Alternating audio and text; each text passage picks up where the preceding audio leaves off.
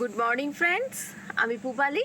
আশা করি আপনারা সবাই খুব ভালো আছেন, আমিও খুব ভালো আছি। তো থাম্বনেল টাইটেল দেখে তো বুঝতে পারছেন যে আজকে কী নিয়ে আলোচনা করব। হ্যাঁ, পিটুনিয়া। অ্যাকচুয়ালি দেখুন, পিটুনিয়া গাছ একটা খুব সুন্দর গাছ বা খুব পপুলার গাছ আমাদের সবার কাছে এই শীতকালীন সময়। তার কারণ এটাই যে এই গাছে ফ্লাওয়ারিং খুব সুন্দর হয় আর গাছটা দেখতেও খুব সুন্দর লাগে। তো ব্যাপার হলো যে এই যে কারণটা, যে কারণে আমরা সবাই এই গাছটাকে এতটা ভালোবাসি, সেটা তো নিচের থেকে হয় না, ওকে কিছু পরিচর্যা করতে হয়। তো সেই পরিচর্যাগুলো এখন এই নভেম্বর মাসে যারা অলরেডি পিটুনিয়া গাছ লাগিয়ে ফেলেছেন বা এই ওয়েদারে আমার মতোই মানে খুব যুদ্ধ করে কিছু গাছ বাঁচিয়ে রাখতে পেরেছেন, তো তাদের এখন কন্টিনিউয়াসলি কিছু পরিচর্যা করতেই হবে। আর হ্যাঁ, যারা মনে করছেন যে এখন কি পিটুনিয়া গাছ আনা ঠিক হবে, হ্যাঁ অবশ্যই নভেম্বর মাসে মোটামুটি চারা গাছ আনার এখনও সময় আছে। এর মধ্যে কন্টিনিউ করলে করে ফেলুন, এরপর আর আনা যাবে না। মানে ডিসেম্বর থেকে ফ্লাওয়ারিং প্রায় সব গাছেই নভেম্বরের শেষ থেকেই শুরু হয়ে যায়, আর ডিসেম্বর থেকে তো হতেই থাকে। তো সেই জন্য আর না আনাই ভালো। তবে ব্যাপার হচ্ছে যে পিটুনিয়ার চারা যারা এখন কালেক্ট করবেন তাদেরকে এটাই বলবো যে ফুল ফোটা চারা কিন্তু অলরেডি নার্সারিতে চলে এসছে, আমি নিজেই দেখে এসেছি। তো না পারতে সে ধরনের চারা নেবেন না। মোটামুটি ছোট হেলদি যে চারাগুলো, ছোট বলতে একদম ছোট থাম্পা দেওয়া আছে সেটাও নেবেন না, একটু বড় হয়ে গেছে দেখবেন যে খুব হেলদি চারা, অনেক ধরনের চারা রাখে নার্সারিতে, নানা ধরনের পাবলিক ডিমান্ড যেরম থাকে সেরম দেয় আর কি ওরা। তো যাই হোক, তো সেরকম দেখে কালেক্ট করে নিয়ে আসুন। আর তারপর আমি যে ধরনের পরিচর্যার কথা বলছি সেগুলো যদি কন্টিনিউ করতে পারেন, তাহলে আপনার বাগানেও কিন্তু সেরা সেরা পিটুনিয়া হবে, এটা আমি বলতে পারি। তো চলুন দেরি না করে আজকে সেই সব বিষয়ে আলোচনা করা যাক। চলুন, প্রথমেই আপনাদের একটা জিনিস বলি বা দেখাই। অ্যাকচুয়ালি এত বৃষ্টির মধ্যে কিছু চারা গাছ যুদ্ধ করেই বাঁচিয়ে রেখেছি, সে তো আপনারা জানেনই। তার মধ্যে এই দোপাটি গাছ। এবার ব্যাপারটা হচ্ছে এই যে দোপাটি ফুলগুলো হচ্ছে আমার এই গাছটায় জেনারেলি দেখুন, পুরো মনে হচ্ছে যেন এক একটা গোলাপ ফুল হয়ে আছে। দেখুন, আমি জেনারেলি এরকম দোপাটি দেখিনি, মানে আমার চোখে পড়েনি। আমার বাড়িতে যে দোপাটিগুলো হয়, এই যে এই দোপাটিটা তো বেশি হয়, বা যে পুজোর ফুলের সাথে যে দোপাটিগুলো দেয় সেগুলো দেখেছি, কিন্তু এরকম গোলাপ ফুলের মতো হয়ে থাকা এটা আমি সত্যি দেখিনি। খুব ভালো করে নোটিস করে দেখুন, মনে হচ্ছে যে এক একটা ছোট ছোট গোলাপ হয়ে আছে, এই যে হাজারি গোলাপগুলো হয় না, একদম সেরকম লাগছে। অথচ দেখুন এই যে এগুলো কিন্তু এই যে জেনারেলি আমি যেরকম দোপাটি দেখে থাকি এগুলো এরকমই। তার মানে প্রচুর ভ্যারাইটি আছে এই দোপাটি ফুলেরও, মানে কালার তো আছেই, প্লাস দেখুন মানে গাছগুলো কত চেঞ্জেস হয়।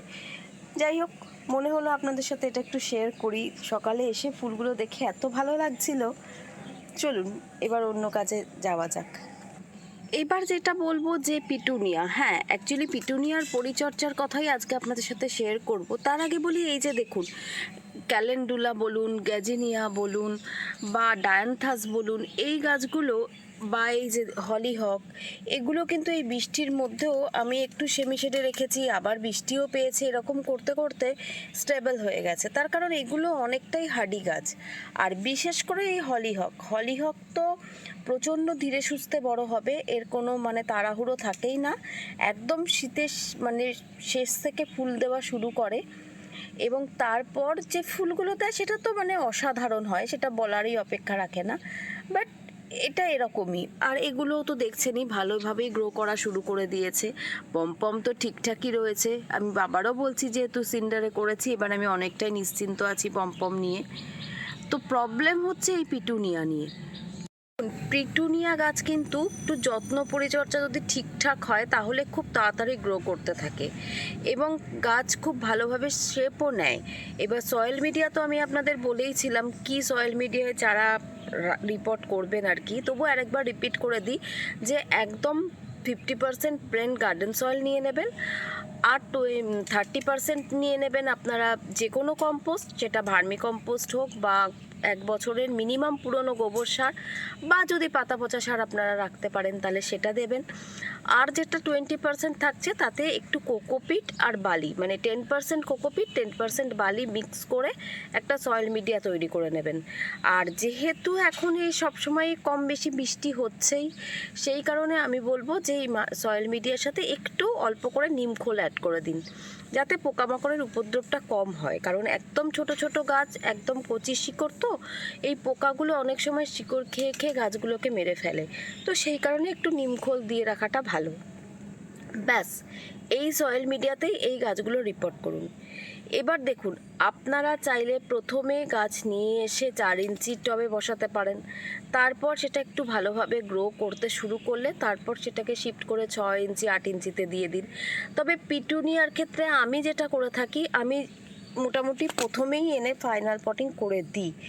পিটুনিয়া কেন, আমি মোটামুটি বেশিরভাগ গাছই সেটাই করে থাকি।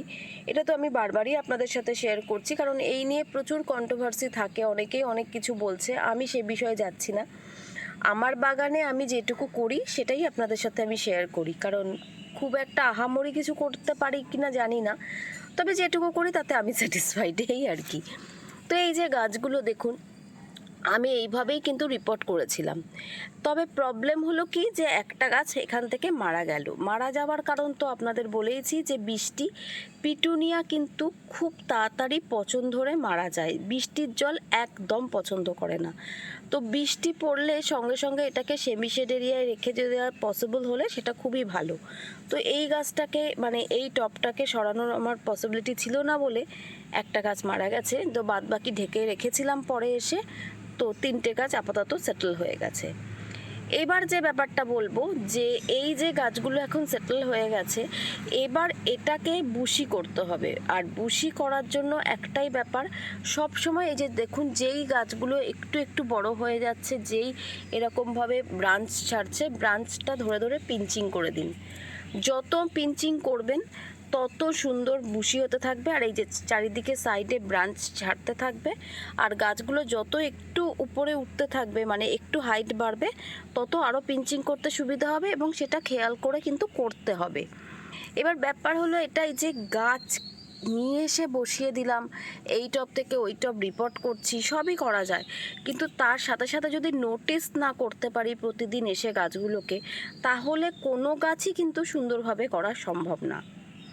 এবার যে ব্যাপারটা বলবো, যে পিটুনিয়া কিন্তু হ্যাঙ্গিংয়ে খুব ভালো হয়।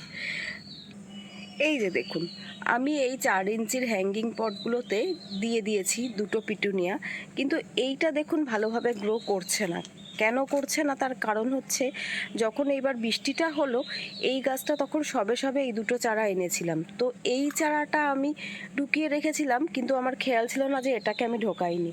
তো এটা একটু বৃষ্টির জল পেয়ে গেছিলো, তো সেই কারণেই এটা একটু আবার দুর্বল হয়ে গেছে আর কি। তো সেই আস্তে আস্তে গ্রো করছে, তবে জানি না আলটিমেটলি কি হবে। তো যেটা বলছি, এই রকম হ্যাঙ্গিং পটে রাখলে কিন্তু খুব সুন্দর লাগবে, কারণ কিছু দিনের মধ্যেই এটা একদম ভরে যাবে, এবং তারপর যখন ফ্লাওয়ারিং হতে থাকে তখন খুব সুন্দর লাগে। এবার যে ব্যাপারটা বলবো খেয়াল রাখার জন্য, সেটা হচ্ছে যে পিটুনিয়া বা শীতকালীন যে কোনো ফুল গাছে আমি সবসময় বলছি যে সানলাইটটা কিন্তু খুব জরুরি। এবার এটাকে এমন জায়গায় রাখবেন যেখানে দিনে 5 থেকে 6 ঘন্টা সানলাইট যেন একদম পাই। যে দেখুন, আমি এমন জায়গায় রেখেছি অলরেডি কিন্তু সানলাইট আসতে শুরু করেছে, যদিও আবার নিম্নচাপ হয়েছে, যে কারণে দেখুন ওয়েদারের অবস্থা আবার মেঘলা হয়ে যাচ্ছে।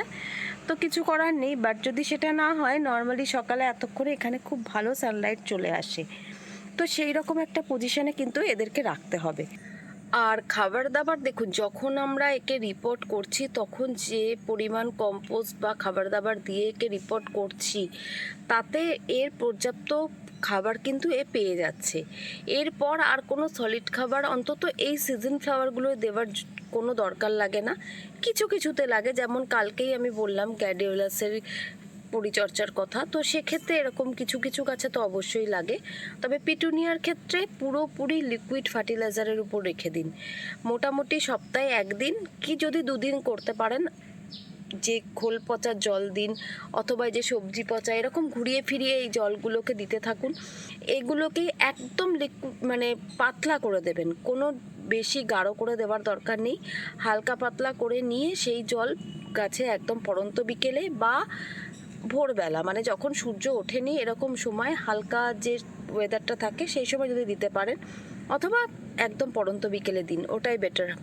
অন্তত আমি তো আমার বাগানের গাছগুলোতে পড়ন্ত বিকেলেই খাবার দাবার দিই। তো এইভাবে দিন, তাহলেই যথেষ্ট।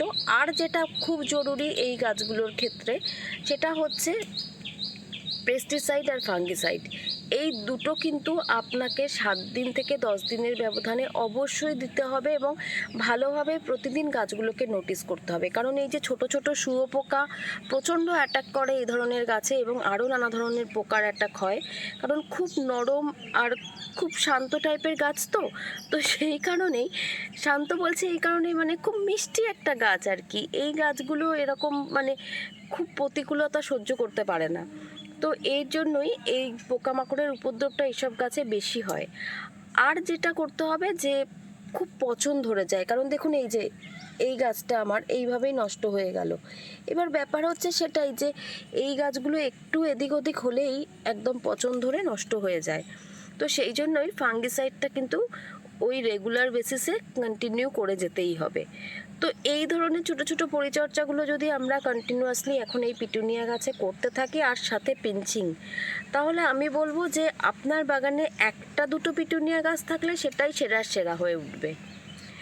তো যাই হোক, আজকের মতো তাহলে ভিডিওটা এখানেই শেষ করব, কারণ এর থেকে বেশি আর কোনো পরিচর্যা আমি আমার গাছগুলোতে করি না বা করার দরকার লাগে বলে আমার মনে হয় না। তো যদি আপনাদের ভিডিওটা ভালো লেগে থাকে তাহলে অনেক অনেক ভালোবাসা দিয়ে আমার পাশে থাকবেন, আর একটু লাইক আর শেয়ার অবশ্যই করে দেবেন কিন্তু। আর যারা আমার নতুন বন্ধু আছো বা আছেন, তাদেরও যদি আমার ভিডিও ভালো লেগে থাকে, যদি ইনফরমেটিভ মনে হয়, তাহলে প্লিজ চ্যানেলটা সাবস্ক্রাইব করে বেল আইকনটা প্রেস করে দিও। খুব তাড়াতাড়ি আবার দেখা হচ্ছে একটা নতুন ভিডিওর সাথে। আজকের মতো তাহলে বিদায়, টাটা।